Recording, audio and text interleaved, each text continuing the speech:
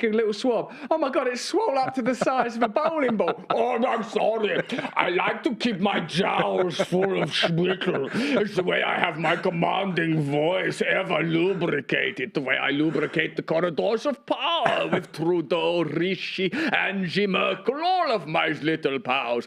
Now, take a nipple from one of my many sow teats and suckle while I drool. One person who knows about it is the journalist Andrew Lawton, who is live in Davos right now. We call him Chocky Lawton because he's been supping on the various hot chocolates available as if it were the teats of Schwab himself. How's it been going over there, Andrew?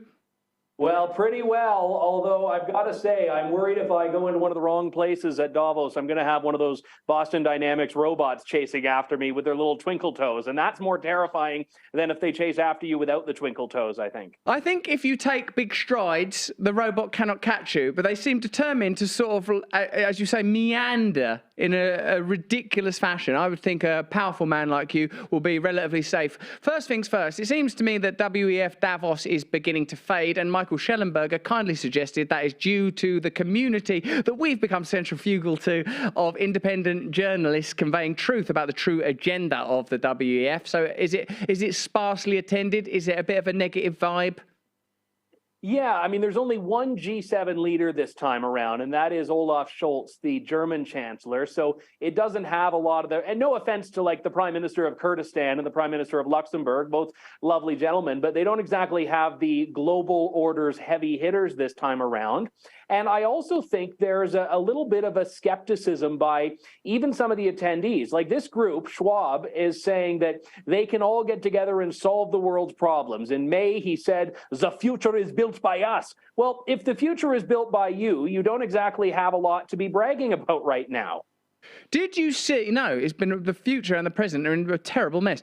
Did you see Tony Blair's one on how to annihilate Iraq or whatever it was called? It was like how to destabilize communities. Did you see that conference? Yeah, and I tried to talk to Tony Blair. I saw him twice, and I've got to say, he does not even flinch, just stares straight ahead, completely ignores anyone around him. So I didn't get the goods on Tony Blair, unfortunately. Some say that if you don't have a soul, it's a lot easier to do that. And what about the other one we were interested in was Brian Stelter on misinformation, which seems like a tautology. Did you attend that conference? Yes, and I believe it or not, I actually I ran into Brian on the street, and I asked him how he can, as a journalist, hold the WEF to account when he's here as their invited guest. And his answer was, I have to call my wife. Well, maybe she'll have some sort of solution. Yeah, it's like phone a friend on Who Wants to Be a Millionaire. Brian Stelter, how do you hold the WEF to account? Hang on, let me get my wife on the line for this one. Oh my God. If you watch that panel on misinformation, it was quite chilling because to them, the problem is not that they do not deserve our trust. The problem with misinformation, in their view, is that we need to regulate information they don't like. And they just accepted at face value that we are the problem, not them, that what they say is true, and what we say is true is not.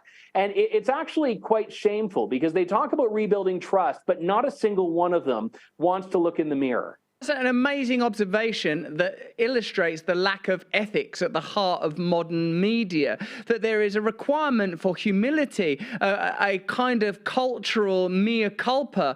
I think there would be more opportunity to build trust if members of the mainstream media said, we now acknowledge that at the beginning of the pandemic, we made mistakes. We reported on this in an irresponsible way, whether it was the Wuhan lab, efficacy of masks, efficacy of the vaccines, the potential dangers of lockdown, the vilification of anti-vaxxers, the ongoing condemnation of the Canadian truckers, refusing to allow people in vital positions to work if they hadn't had vaccines, even after we knew that vaccines didn't impact transmission. There's so much to discuss, and if you raise any of these concerns, then you're labeled a conspiracy theorist. You're right, that's what's lacking. How can you have trust without transparency? How can you, Chocky?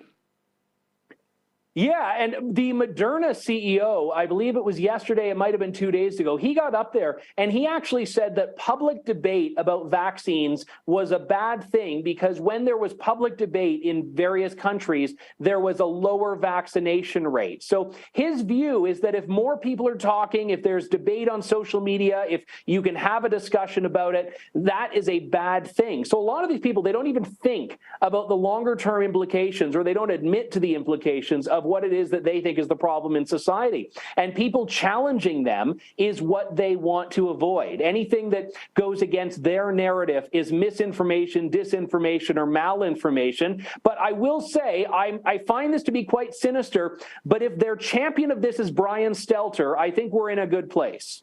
You're right. Brian Stelter will not be able to convey the necessary authority for... Wait, let's check with your wife. Hold on a second. If my authority is not enough for you, I got a lady who knows what to do. Honey, you respect my authority. Honey! Absolutely ridiculous. Would you tell me, Andrew, did you successfully get a picture of you with Klaus Schwab? What does he smell like? What does he taste of? A little bit of bratwurst, but only faint, not overpowering. I didn't get a selfie with him. I failed on that front, Russell, and I'm sorry, but I got a picture of him. I went up to ask him about something that he has said in the past, which is about penetrating the cabinets of countries around the world. And I was just about to ask the question, and all of a sudden he had somewhere else he had to be. So I got a picture of Klaus Schwab's hand, as if to say, get lost, you Canadian. He doesn't look to me like he's consenting particularly. Can we see that image again, please? Yeah, that looks very well. Would you leave me alone, please? I want to be alone in this disturbingly butter-colored room. But if you see in the background, he's got like the little fancy speakers lounge there that he was going to retreat to. So you've got to go where the orange badge press members can't find you. That's right. I mean, have you seen that footage of Albert Bourla being pursued by journalists through the streets where they just caroomed him with an endless questions about various complex points in the COVID narrative, the profits, the lack of efficacy, the lack of testing around transmission. Poor dear Albert Bourla just put on what looked like a Hull City FC scarf and remained stum. He looked pretty frustrated. We're going to be talking about that in our show Stay Connected with Russell Brand that we do once a week. Gareth, they don't link any of it together, do they? Because, you know, you've got Brian Stelter hosting this seminar on disinformation being the most existential challenge we're grappling with as a society, with members of the New York Times and other mainstream media. But then you've got people asking legitimate questions to the head of Pfizer who've made,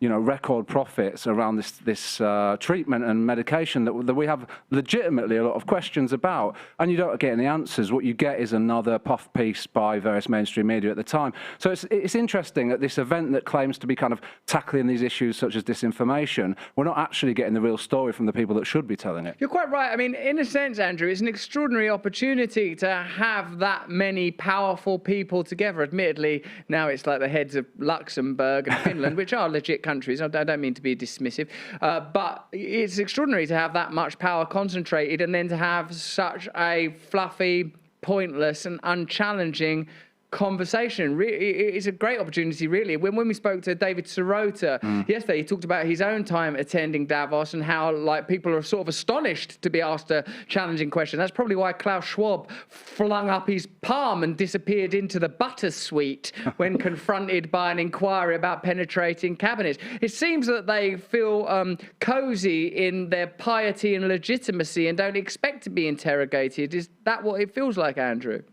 Yeah, and to go back to your comments relaying what Michael Schellenberger said earlier, I think that for the longest time they've operated without any real scrutiny and they've been hiding in plain sight. And I think now this is really the first year where they've really had a lot of public attention from people that want to ask the tough questions. I mean, I talked to Chrystia Freeland, who's Canada's Deputy Prime Minister, and she's actually a member of the WEF Board of Trustees.